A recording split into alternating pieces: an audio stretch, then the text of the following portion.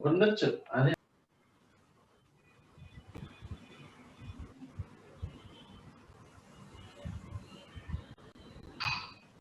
మనకు YD experiment లో basics అన్ని ఒకసారి ఏవైతే కాన్సెప్ట్స్ ఉన్నాయో అవన్నీ ఒకసారి మనం గుడ్ మార్నింగ్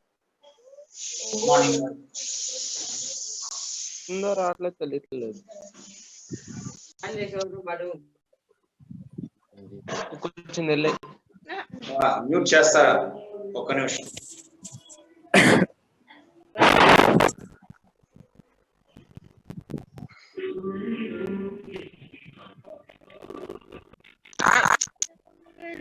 ఎందుకు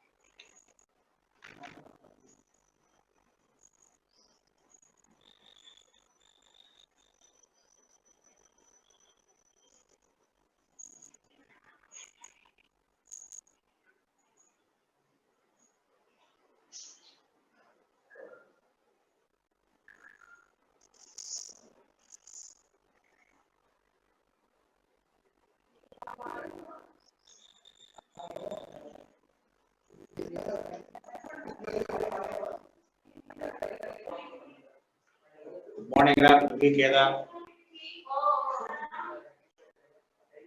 okay right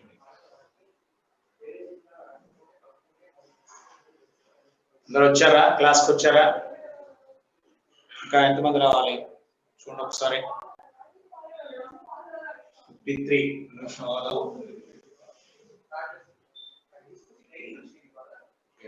so first concepts in వైడిఎస్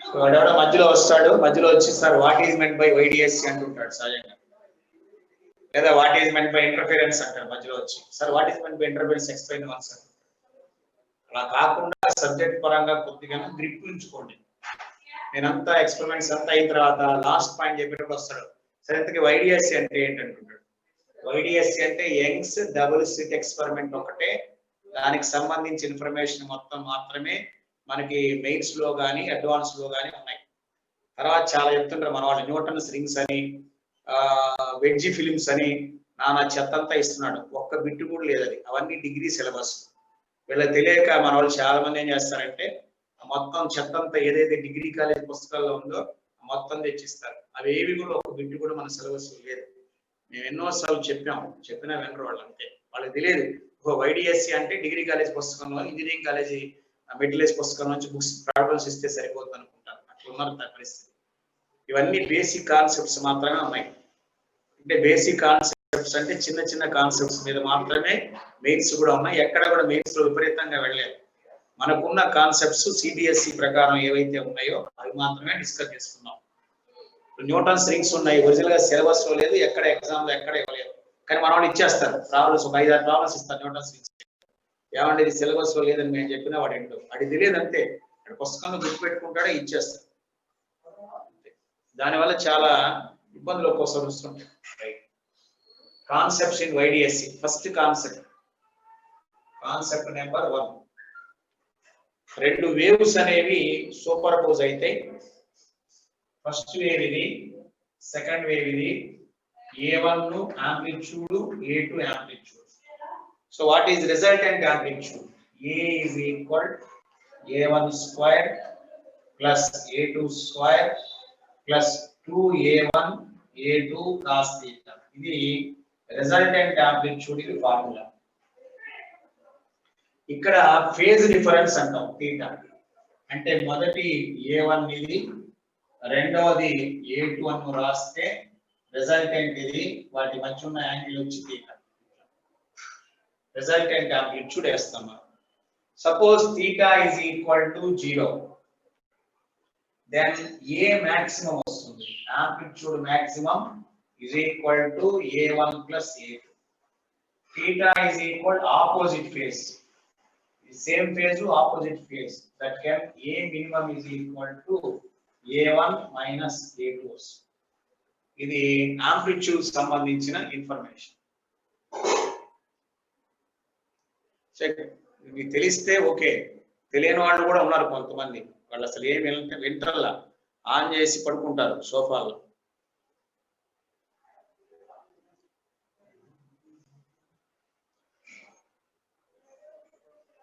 right.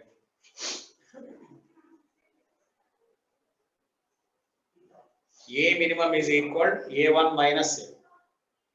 చెప్పాను, గుర్తుంది, రివిజన్ చేస్తున్నాను, ఇవన్నీ చెప్పాను. I'm revising the concepts. Right. Second point,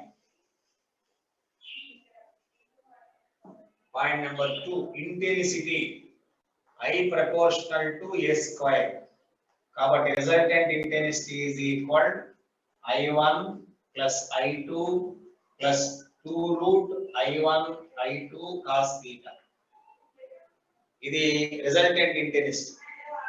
I maximum, ఇక్కడ కూడా మాక్సిమం ఇంటెన్సిటీ వచ్చి a1 plus a2 whole square లేదా root I1 plus root I2 whole square. అలానే I minimum is equal a1 minus a2 whole square is equal root I1 minus root I2 whole square.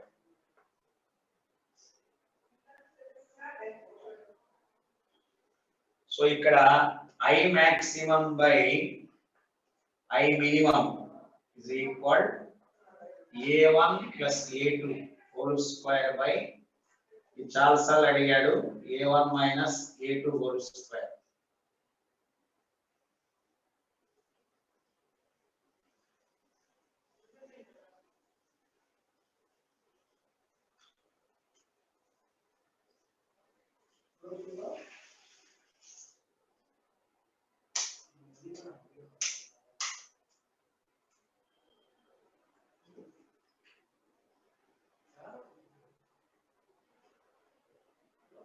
Right.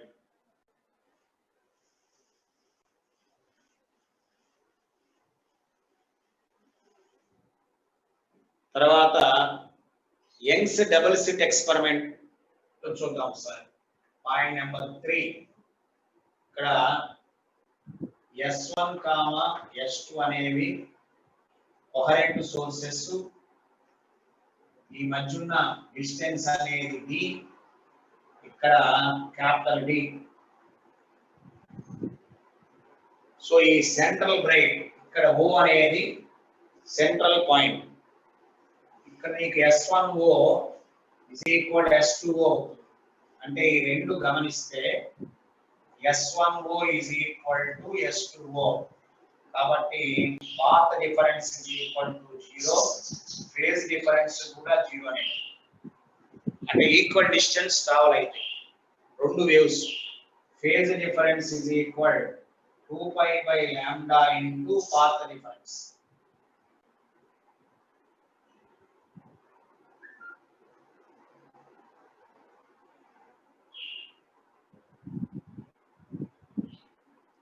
ఇది already తెలిసిన relation. ఓకేనా? Can I go to next point?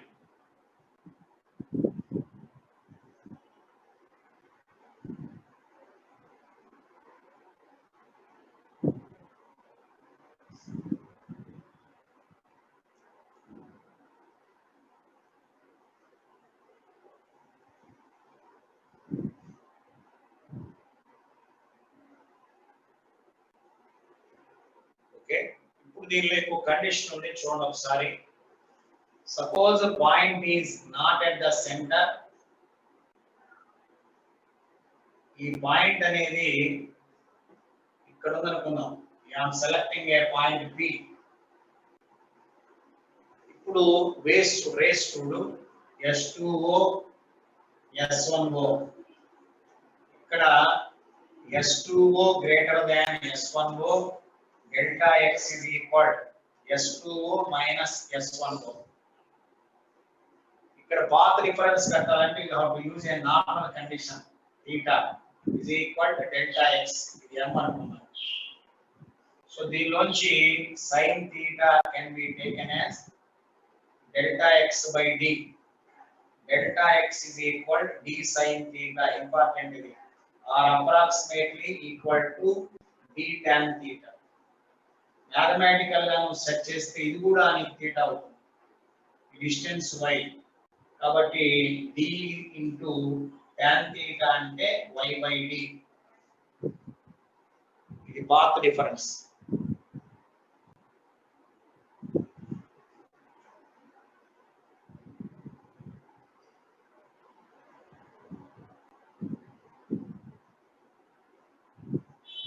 See, this is a method to find out the path difference for vertical sources. Vertical sources వాడినప్పుడు path difference formula ఇది. ఇది చాలా మంది ఇది కూడా కట్టలేకపోతున్నారు.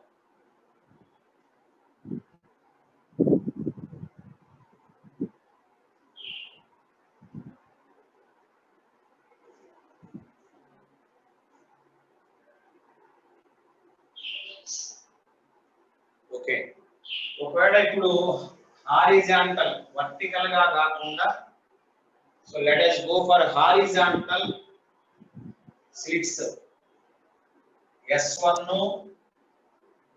S2. ఇది హారిజాంటల్ slits. ఒకవేళ ఎలా ఉంటే పరిస్థితి ఏంటి? ఈ డిస్టెన్స్ అనేది ఇది capital D O central point. మనం ఇక్కడ P అనేటువంటి పాయింట్ సెలెక్ట్ చేసుకుంటాం. S2P and S1P. ఇప్పుడు నార్మల్ ఇది థీటా. ఇది extra path reference delta X. M. So ఇక్కడ cos theta is equal, ఇది 90 degrees కాబట్టి cos theta 90 కి opposite D. So delta X by D. So delta X is equal D into cos theta. ఇది path difference.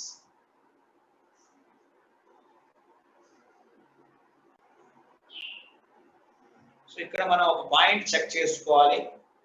theta 0 అనుకోండి.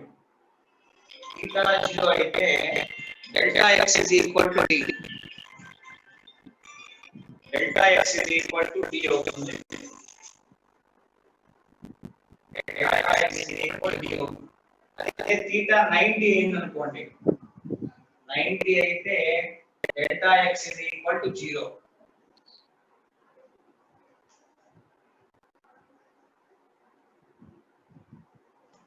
అయితే delta X 0. Yes sir, దీని అర్థం ఏంటి అంటే పైకి పోయే కొద్దీ పాత్ డిఫరెన్స్ తగ్గుతుంది. అంటే ఓ దగ్గర పాత్ డిఫరెన్స్ మాక్సిమం ఉంటుంది. ఇది దీని ప్రత్యేకత. ఓ దగ్గర పాత్ డిఫరెన్స్ మాక్సిమం ఉండి పైకి వెళ్ళే కొద్దీ పాత్ డిఫరెన్స్ తగ్గుతుంది 0. ఇది దీని ప్రత్యేకత.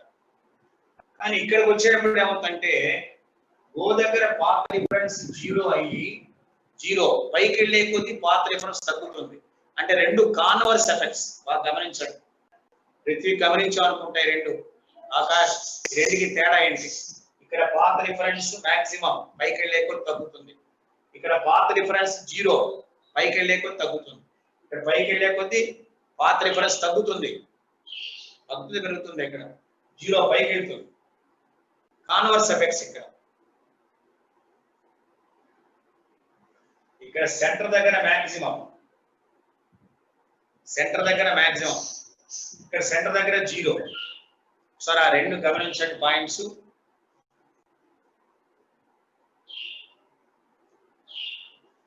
ఓకేనా? Can I go to next point?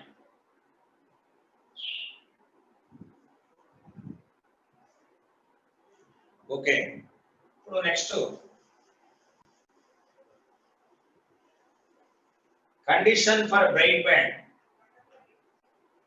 Bright band ఏర్పడటానికి కండిషన్ ఏంటి? బ్రైట్ కానీ మాక్సిమా కానీ. పాత్ డిఫరెన్స్ వచ్చి n లాంబ్డా అవ్వాలి. ఫేజ్ డిఫరెన్స్ వచ్చి 2n మైనస్ 1 ఇంటూ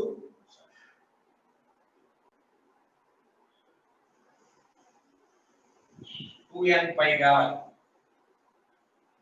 అంటే చూడండి ఒకసారి, n is equal to 0 central braid, n is equal to 1 first braid, n is equal to 2 second braid, n is equal to 3 third braid. అంటే దీనికి 0 lambda 2 lambda 3 lambda. ఇది 0 తర్వాత 2 పై 4 పై 6 పై ఇట్లా.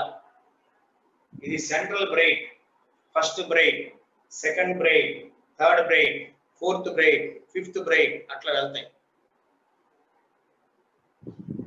మాక్సిమాకి conditions. Conditions for maximum. 8 పై వస్తే ఎన్నో bright band? 8 పై వస్తే suppose phase difference వచ్చి 8 పై వస్తే what is the number of bright band? ఒకవేళ డెల్టా పై వచ్చి 10 పై వస్తే అది ఎన్నో బ్రైట్ బ్యాండ్? ఇది 4th బ్రైట్ బ్యాండ్, ఇది 5th bright band.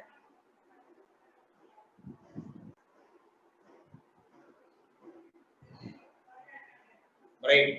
So next పాయింట్కి వెళ్దాం. డార్క్ అయితే పరిస్థితి ఏంటి? సో డార్క్ కి మినిమం, డార్క్ బ్యాండ్ కానీ మినిమం కానీ ఏర్పడితే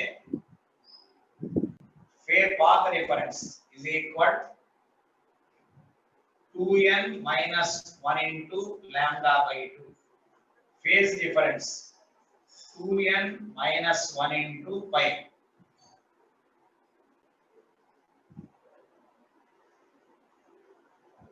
ఓకే, కానీ ఇక్కడ n is equal to 1 2 3 4 ఇట్లా రాస్తాం.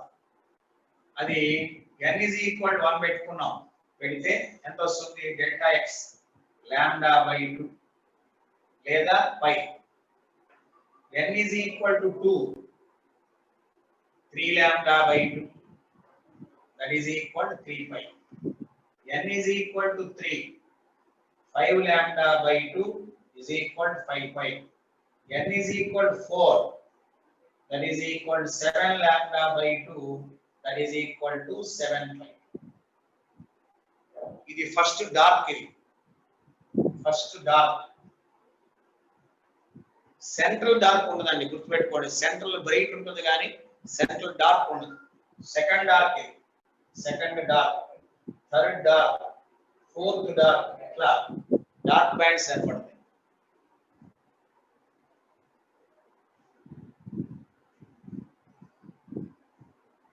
Add multiples.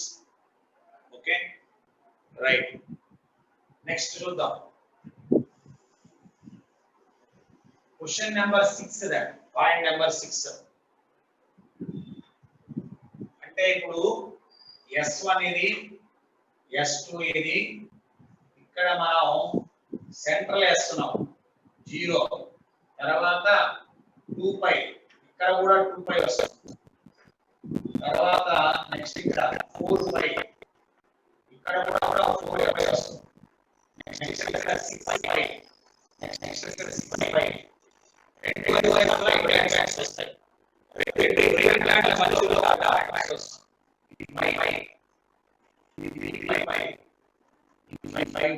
ఇది డాట్ బ్యాండ్స్. ఇక్కడ 5 3 5 5 ఇది డాట్ బ్యాండ్స్.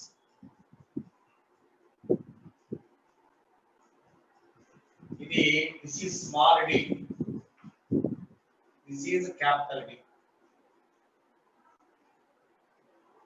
ఈ బ్రైట్ బ్యాండ్ కి బ్రైట్ బ్యాండ్ కి మధ్య ఉన్న డిస్టెన్స్ ని ఫ్రింజ్ విడ్త్ బీటా అంటాం. The distance between two successive bright bands is called fringe width beta. అన్ని ఈక్వల్ గా ఉంటాయి. ఇంటర్ఫిరెన్స్ లో అన్ని బ్యాండ్స్ యొక్క విడ్త్ ఈక్వల్. అట్లానే డార్క్ టు డార్క్ ఇది కూడా బీటా, ఫ్రింజ్ విడ్త్ బీటా.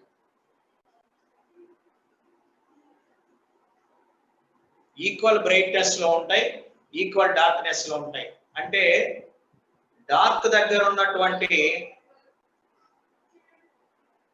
అంటే సెకండ్ అన్ని బ్రైట్ బ్యాండ్స్ విడ్త్ ఒకటే, అన్ని డార్క్ బ్యాండ్స్ విడ్త్ ఒకటే, ఏ మాత్రం చేంజ్ ఉండదు, ఒకటే ఉంటుంది. All dark bands and all bright bands. ఏదైనా 10th బ్రైట్ బ్యాండ్ విడ్త్ ఎంత ఉంటుందో ఫస్ట్ బ్రైట్ బ్యాండ్ విడ్త్ కూడా అంతే. బ్యాండ్ విడ్త్ అంటే ఏంటంటే మనకు అది లైన్స్ లాగా ఏర్పడతాయి. ఇప్పుడు నేను వేసుకున్న షర్ట్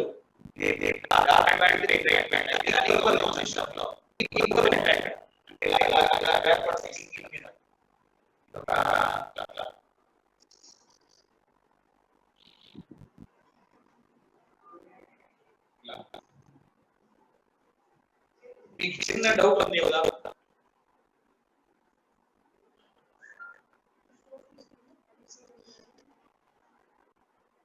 టాపిక్ అయిపోయింది, రివిజన్ వేస్తాను.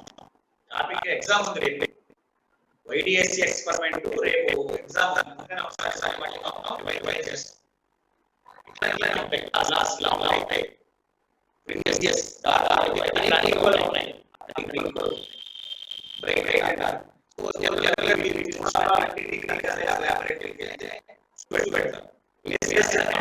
ఇంట్లో చూసుకోవాలంటే నెట్ లో కొట్టండి. నెట్ లో కొట్టుకొని ఇంటర్ఫిరెన్స్ ఫ్రింజెస్ అంటే ఆటోమేటిక్ చూపెడతారు అన్నమాట. అది గమనించాల్సింది. Okay right, okay right. అరే రెహమాను, క్లాస్ కనీసం 1.5 hours చెప్పాలా? 9కి స్టార్ట్ అవుతుందా? 10:30 దాకా చెప్పాలా? మంచి టాపిక్స్ ఇవన్నీ. మళ్ళీ నేను రివిజన్ చేస్తున్నప్పుడు ఓపిక వినాలి కదా. ఓకే చెప్తాను. 60 బ్యాండ్స్ ఏర్పడతాయి. ఇప్పుడు జనరల్ గా గమనించండి ఒకసారి. S1 S2 ఇక్కడ మనం పాత్ డిఫరెన్స్ ఫేజ్ డిఫరెన్స్ కట్టినప్పుడు అసలు మాక్సిమం ఇంటెన్సిటీ ఫార్ములా ఏంటి అంటే బ్రైట్ బ్యాండ్ ఇంటెన్సిటీ ఫార్ములా ఏంటి? I is equal I0 cos square 5/2. ఇది formula. Maximum amplitude I is equal I0 cos square 5/2. ఇది ఇంటెన్సిటీ ఫర్ మాక్సిమం అంటే ఫేజ్ డిఫరెన్స్ తెలిస్తే నువ్వు ఆటోమేటిక్ గా ఆ బ్రైట్ బ్యాండ్ యొక్క ఇంటెన్సిటీ కనుక్కోవచ్చు. Any point I is equal I0 cos square 5/2. Intensity of maximum.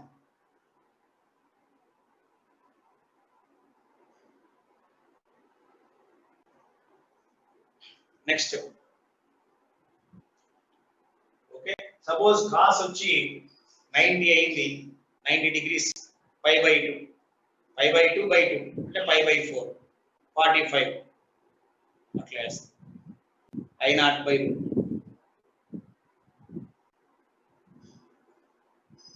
So next పాయింట్కి వెళ్దాం. ఓకేనా? ఈ పాయింట్ గుర్తుంది కదా. I is equal I0 cos square 5/2.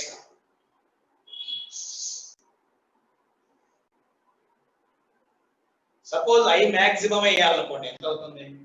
దీని ఇంటెన్సిటీ I0, దీని ఇంటెన్సిటీ I0 అనుకోండి, దీని ఇంటెన్సిటీ I0 అనుకోండి. What is resultant intensity? I maximum is equal ఎంత అవుతుంది? √I0 plus √I0 whole square. అంటే దీన్ని 2√I0 హోల్ స్క్వేర్ అనుకోవచ్చు. అంటే 4I0 అవుతుంది.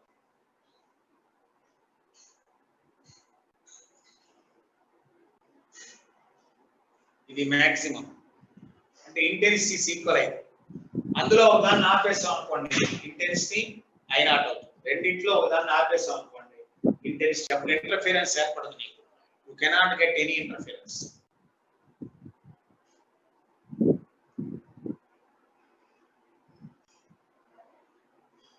మినిమం అంటే 0 చెప్పక్కర్లేదు. మినిమం అంటే 0, I0 మైనస్ I0. మినిమం అనగా it is equal to 0.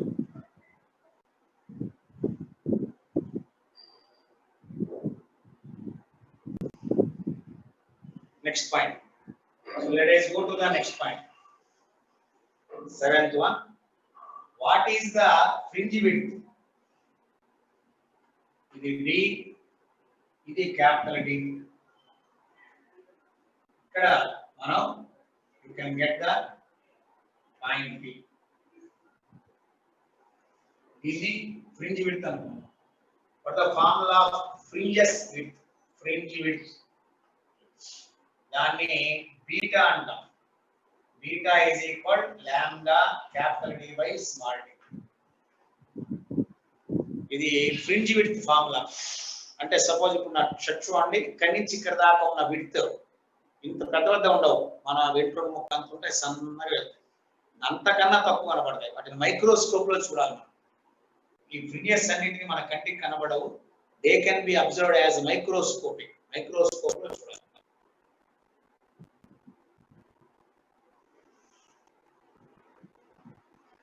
Okay, ఇప్పుడు ఇక్కడ సపోజ్ మనం yellow కలర్ లేదా వైలెట్ కలర్ వాడాం, వైలెట్ లైట్ వాడాం. ఈ వైలెట్ లైట్ ని మోనోక్రోమాటిక్ అంటారు.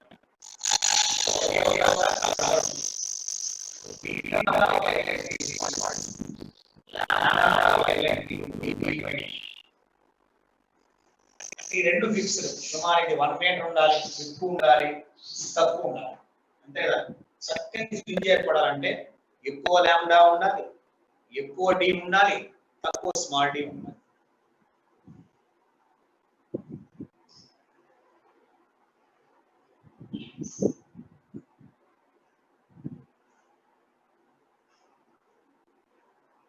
Okay, right.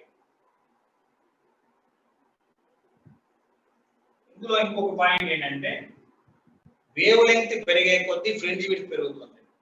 lambda red greater than lambda violet. So fringe width of red